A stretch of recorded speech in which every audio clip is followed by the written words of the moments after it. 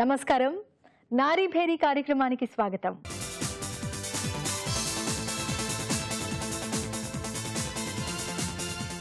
దేశంలో ఏటా క్యాన్సర్ బాధితులు పెరుగుతున్నారని, అందులో మహిళల సంఖ్య ఎక్కువగా ఉందని గణాంకాలు చెప్తున్నాయి. రొమ్ము, సర్వైకల్, గర్భాశయ ముఖద్వార క్యాన్సర్లు మహిళలకు శాపంగా మారుతున్నాయి. అనేక మంది మహిళలు క్యాన్సర్తో మృతి చెందుతున్నారు. చాలా మంది వ్యాధి పూర్తిగా ముదిరిన తర్వాతనే గుర్తిస్తున్నారు. పేదరికం, సామాజిక ఆర్థిక పరిస్థితులు, అవగాహన లేకపోవడమే ఇందుకు ప్రధాన కారణాలుగా కనిపిస్తున్నాయి. ఫిబ్రవరి 4 వరల్డ్ క్యాన్సర్ డే సందర్భంగా మహిళలకు ప్రధానంగా వచ్చే క్యాన్సర్లు ఏమిటి, వాటిని ఎలా గుర్తించాలి, మొత్తంగా క్యాన్సర్కు సంబంధించి మహిళల్లో ఎలాంటి అవగాహన అవసరమన్న అంశాలపై చర్చను చేపట్టింది నారీ భేరీ.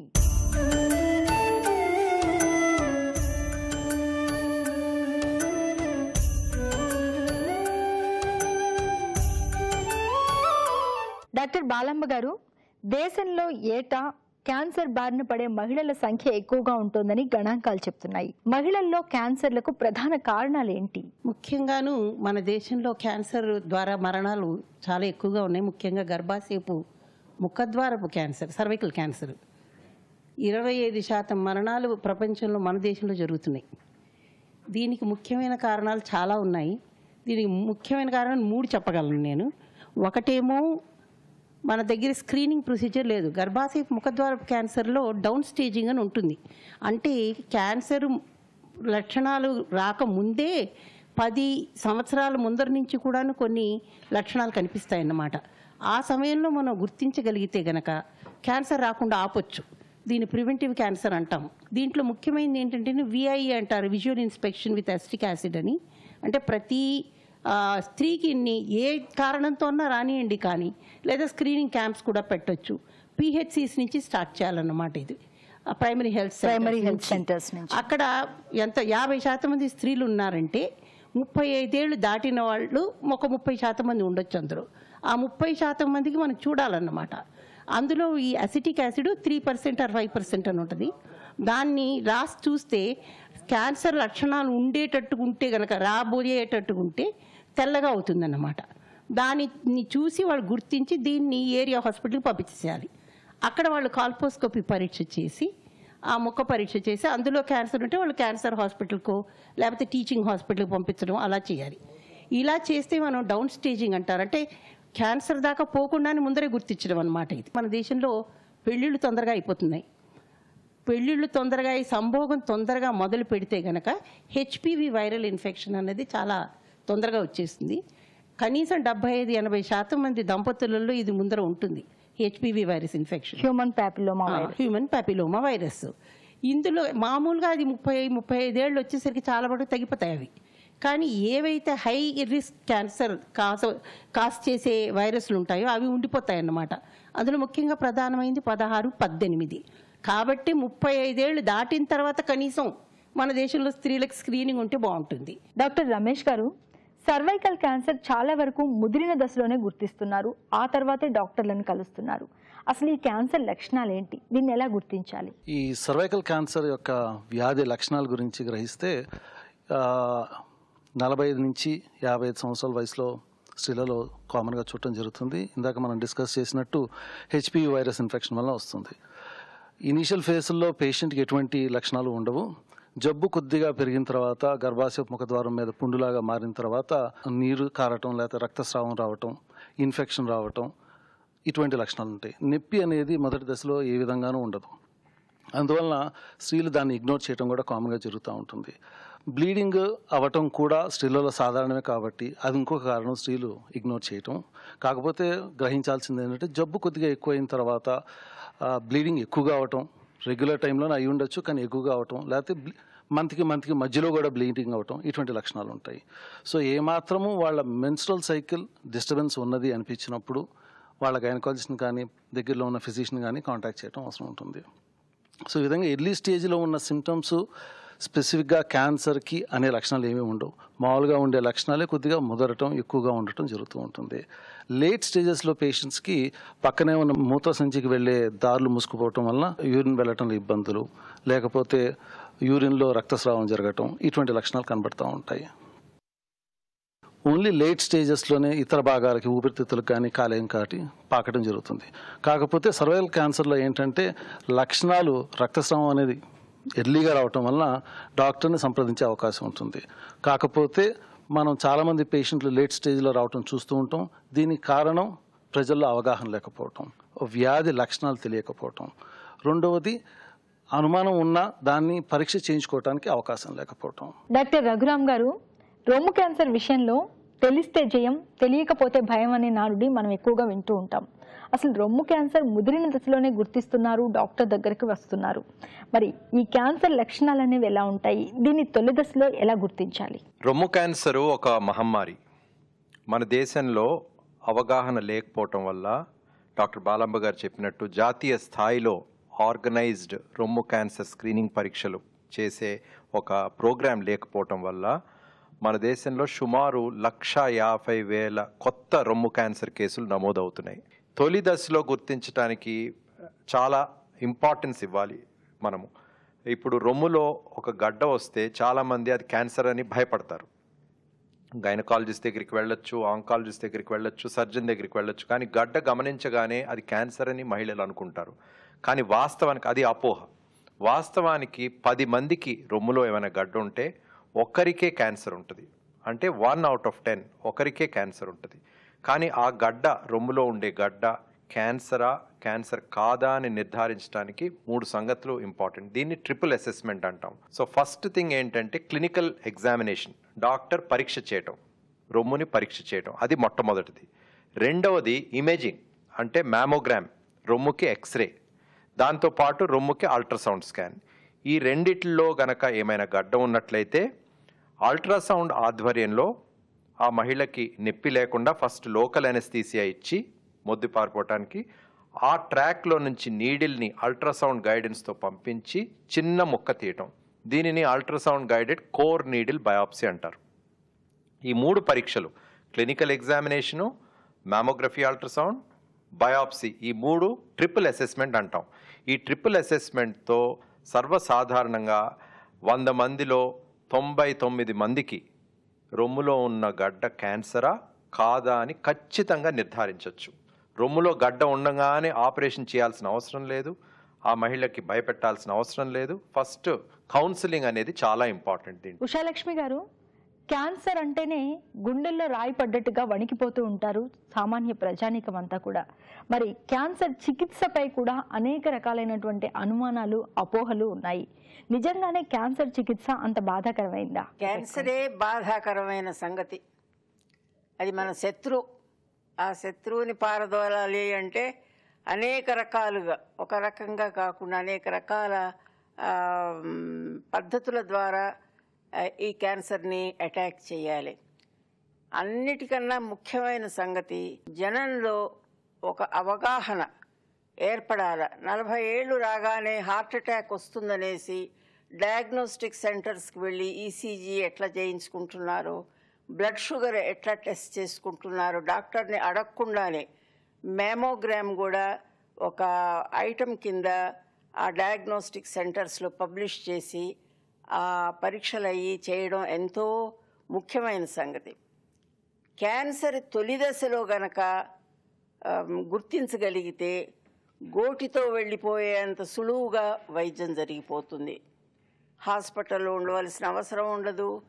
ఖర్చుతో కూడినటువంటి వైద్యం కాదది, బాధతో కూడినటువంటి వైద్యం కాదు. ఈజీగా డాక్టర్స్ అది ఉన్న చోటు ఐడెంటిఫై చేసి ఆ కొద్ది టిష్యూ తీసేస్తే సరిపోతుంది, వేరే ఆపరేషన్లు అక్కర్లేకుండా. కానీ దీనికి స్త్రీ ముందుకు వచ్చి ప్రతి సంవత్సరం తను అవగాహన తెలుసుకుని ఈ మ్యామోగ్రామ్ చేయించుకుని ఫాలో అప్ గనక అయితే ఎంతో బాగా ఉంటుంది. లలిత గారు, క్యాన్సర్ని ఎదుర్కోవాలంటే ఎలాంటి ఆత్మవిశ్వాసం ఉండాలి? ముఖ్యంగా కుటుంబ సభ్యుల నుంచి ఎలాంటి సహాయ సహకారాలు కావాలి? అవునండి, ఇప్పుడు అందరూ చెప్పిన ప్రకారము మనం ఎర్లీ డిటెక్షన్ వలన ఎంతో కొంత చాలా వరకు దాన్ని తగ్గించవచ్చు ఈజీగా అని విన్నాము. కానీ వాళ్ళు క్యాన్సర్ ఉంది అని అనగానే సగం భయపడిపోతారు. అది ఏ స్టేజ్ అన్నది నార్మల్ పీపుల్కి అంత ఈజీగా అర్థం కాదు. తర్వాత హాస్పిటల్లో అడ్మిట్ అయ్యాక ది ట్రీట్మెంటు ఎర్లీ స్టేజ్దా లేకపోతే సివియర్గా ఉందా అదేమీ కూడా వాళ్ళకి తెలియదు. చుట్టూ ఉన్న పేషెంట్స్ని చూసేసరికి వాళ్ళకి చాలా భయం ఉంటుంది. అందులో ఈ క్యాన్సరు ఏజ్ ఏమీ ఉండదన్నమాట. చిన్నపిల్లలకు ఉంటుంది, పెద్దవాళ్ళకు ఉంటుంది. వాళ్ళకు మామూలుగా మనము కౌన్సిలింగ్ అని చెప్పినట్లు ఇప్పుడు డాక్టర్స్ ట్రీట్మెంట్ స్టార్ట్ చేశాక వాళ్ళకి చాలా అవసరం ఉంటుంది కౌన్సిలింగ్. ఎలా అంటే ఈ ట్రీట్మెంటు అది ఎంత సివియరా కాదా, అసలు జబ్బు ఉందా లేదా అని కూడా మనం అందరికీ కొంతమందికి చెప్పగలము, కొంతమందికి చెప్పలేము, ఆ ఏజ్ గ్రూప్ని బట్టి, ఆ సిచ్యువేషన్ని బట్టి. కానీ ఏదైనా కూడా వాళ్ళకు ఆ హాస్పిటల్, క్యాన్సర్ హాస్పిటల్ అనగానే అర్థమైపోతుంది. అర్థమయ్యేసరికి లేనిపోని భయాలు చాలా ఎక్కువ అవుతాయి. ఆత్మవిశ్వాసం అన్నది ఉంటే మనం ఎంతవరకు నిలబడగలము. ఎందుకంటే ఫిజికల్ ట్రీట్మెంట్తో పాటు సైకలాజికల్గా ఒక మనిషికి చాలా ట్రీట్మెంట్ని ఎదుర్కోగలిగి దాన్ని బేర్ చేయగలిగి ఈ సపోర్ట్ చాలా అవసరం అన్నమాట సైకలాజికల్గా. దాంతోపాటు ట్రీట్మెంట్ ఇచ్చేటప్పుడు మనం వాళ్ళకు ఫుడ్ టైంకి ఇస్తున్నామా, మెడిసిన్స్ ఇస్తున్నామా అని కాకుండా వాళ్ళు ఉన్న గ్యాప్లో ఆ బాధని మర్చిపోవడానికి ఏం చేయగలుగుతున్నాం అంటే పెయిన్ మనం తీసేయలేము, కానీ కొద్ది టైం దాన్ని మర్చిపోయి డిఫరెంట్ యాక్టివిటీస్లో వాళ్ళు ఎంగేజ్ అవ్వాలన్నమాట. లీనా గారు, క్యాన్సర్ పట్ల అవగాహన కలిగించడం, క్యాన్సర్ని జయించడంలో తోడ్పాటును అందించడంలో కౌన్సిలర్ల పాత్ర ఎంతవరకు ఉంటుంది? యాక్ట్రెస్ గౌతమి గారు అందరికీ తెలుసు, she's a cancer survivor. So she started the foundation called life again foundation అనమాట. So 1 for 1 we're there for everyone. అంటే ఆవిడ 14 years ఆ బాధని, ఆ స్ట్రగుల్ని ఆవిడ అనుభవించారు. సో అనుభవించి అలాగే ఉండి అరే మనం బాధపడకుండా, బట్ షీ వాన్, ఆ బ్యాటిల్ని ఆవిడ జయించారు. ఆ జయించిన తర్వాత మనం ఓకే మనం అలాగే ఉండొచ్చు అని అనుకొని ఉండొచ్చు. కానీ ఆవిడ ఏంటంటే మిగతా వాళ్ళకి inspiration, because she was in industry. ఒక ఇండస్ట్రీగా, ఒక యాక్ట్రెస్గా అందరికి తెలుసు కాబట్టి ఆవిడ చెప్తే మిగతా ఏ ఏజ్ గ్రూప్ కన్నా, అంటే పెద్దవాళ్ళకి కానీ ఏ సొసైటీలో ఈజీగా రీచ్ అవ్వాలి అంటే ఆవిడ వాలంటీర్గా ఎన్ని చేసినా అది సరిపోదన్నమాట. సో దట్స్ వై ఒక 2.5 years back life again foundation అని స్టార్ట్ చేశారు. సో చాలామంది వాలంటీర్స్, అలాగే హైమారెడ్డి గారు, she's a yoga trainer and ఆవిడ కూడా షీజ్ అ క్యాన్సర్ సర్వైవర్ అనమాట. అలాగే చాలామంది మేము యాక్ట్రెసెస్ అండ్ ఇలాగే యాంకర్స్ అండ్ మిగతా వాళ్ళు చాలామంది we are doing volunteer works. So అలాగే ఆవిడ రీసెంట్గా అయితే మెడికల్ క్యాంప్స్ చేస్తారు, విన్నర్స్ వాక్ చేస్తారు. ఆవిడ ఏం చెప్పారంటే మన క్యాన్సర్ వచ్చింది, మనం ఇలా ఉన్నాం అంటే అలా డల్గా ఉండక్కర్లేదు. సో యూ షుడ్ ఒక్కొక్క ఊపిరి అంటే ఇట్స్ అగైన్ ఒక రీబార్న్ కదండి, రీబార్న్ ఇది. So you have to be very like celebrate. God ఇచ్చిన గిఫ్ట్ మనం మళ్ళీ దాన్ని బ్యాటిల్ చేసి ఈరోజు వచ్చాం, దాన్ని మీరు సెలబ్రేషన్గా తీసుకోవాలి. ఒక్కొక్క ఊపిరి గివ్ రెస్పెక్ట్, ఆవిడ అదే చెప్తారు. సో అందరికీ ఆవిడ చెప్పే మెసేజ్ ఏంటంటే క్యాన్సర్ వచ్చిందన్న భయపడకుండా దాన్ని మనం స్ట్రగుల్ చేసి బయటకు వచ్చేసారు. కానీ మిగతా వాళ్ళకి అవగాహన ఇంపార్టెన్స్. స్కూల్స్ కానీ కాలేజెస్ కానీ వెళ్ళి ఆవిడ ఇప్పుడు అందరు చెప్పినట్టు టెస్ట్ అనమాట. సో టేక్ ద అవేర్నెస్ అందరు తీసుకొని వెళ్ళి 30+ ఉన్న వాళ్ళకి కంపల్సరీగా, ముఖ్యంగా లేడీస్ టెస్ట్ అనేది చేసుకోవాలి. టైం ప్రకారం తినడం, బ్రేక్ఫాస్ట్ టైంకి breakfast, lunch, lot of fruits, vegetables, salads ఇవన్నీ తిని, అండ్ సొసైటీలో అవగాహన అనేది చాలా అవసరం. బాలాంబ గారు, అసలు క్యాన్సర్కు దారితీస్తున్న మూల కారణాలేంటి? ముందస్తుగా ఎలాంటి జాగ్రత్తలు తీసుకోవాలి? వ్యాధి పట్ల ఎలాంటి అవగాహన అనేది అవసరం? అన్ని క్యాన్సర్లకి మూల కారణాలు ఏమిటో తెలియదు. ఎందుకంటే ఇది మూల కణాల్లో ఉండే మార్పుల ద్వారా వచ్చేది. కొన్ని క్యాన్సర్లకి కారణాలు తెలుసు. ముఖ్యంగాను పొగాకు వాడకంతోనే చాలా క్యాన్సర్లు వస్తాయి. గర్భాశయపు ముఖద్వారపు క్యాన్సర్కి కూడా ఒక విధంగా పొగాకు కారణమే. అంటే భర్త స్మోక్ చేసినా కూడా భార్యకి దాని ద్వారా, ఆయన వీర్యం ద్వారా ఆ పొగాకులో ఉండే చెడు పదార్థాలు వచ్చి ఈ హెచ్పివి ఇన్ఫెక్షన్ ఉన్నప్పుడు దానికి కూడా కోఫ్యాక్టర్ అంటాం అన్నమాట, అలా రావచ్చును. అలాగే నోటి క్యాన్సర్కి, ముఖ్యంగా మన దేశంలో నోటి క్యాన్సర్కి ఈ పొగాకు ద్వారా చాలా వస్తున్నాయి. తర్వాత ముఖ్యంగాను ఎక్సర్సైజ్ అన్నది లేదు. లైఫ్ స్టైల్ చేంజెస్ అంటాం, అంటే జీవన శైలిలో మార్పు రావాలి మనకి. దానికి మనం సకాలంలో తినడము, సరైన సమతుల ఆహారము, తర్వాత ఆరోగ్య పరీక్షలు రెగ్యులర్గా చేసుకోవడము, వస్తే కుంగిపోకూడదు. ఏదన్నా కారణం ద్వారా ఏదైనా జబ్బు రావచ్చు. ఇప్పుడు షుగర్ వస్తే, బీపీ వస్తే ఎలా మందులు వేసుకుంటున్నాము, అలా క్యాన్సర్ వచ్చిందంటే దానికి కూడా మందులు ఉన్నాయి. తొలి దశలో గుర్తిస్తే చాలా మంచి ట్రీట్మెంట్ ఉన్నాయని తెలుసు. ఇప్పుడు పరిశోధనలో కూడా చాలా ముందుకెళ్ళిపోతున్నారు. ఆపరేషన్లే కాకుండా ఆపరేషన్ లేకుండా కూడాను కొన్ని వ్యాధులను మనము తప్పించవచ్చు. అలాగే కాలేయపు క్యాన్సర్ హెపటైటిస్ బి ద్వారా వస్తుంది, దానికి వ్యాక్సినేషన్ ఉంది. అలాగే సర్వైకల్ క్యాన్సర్కి వ్యాక్సినేషన్ ఉంది. అలాగే ముందు కాలంలో ఇంకా వ్యాక్సినేషన్లు వస్తాయేమో మనకు తెలియదు.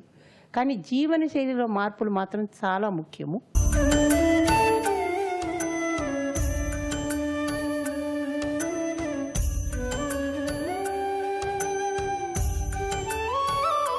డాక్టర్ రమేష్ గారు, క్యాన్సర్ అనేది 60 ఏళ్ళు పైబడిన వృద్ధుల్లోనూ చూస్తున్నాము, అలాగే చిన్నపిల్లల్లో కూడా చూస్తున్నాము.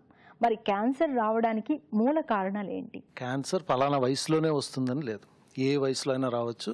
పెద్దవాళ్ళకి రావచ్చు, చిన్నవాళ్ళకి రావచ్చు, మగవాళ్ళు, ఆడవాళ్ళు. ఇక్కడ మనం గ్రహించాల్సింది ఏంటంటే క్యాన్సర్ అనేది ఆ జన్యు పదార్థం, కణాల్లో ఉన్న జన్యు పదార్థంలో మార్పు.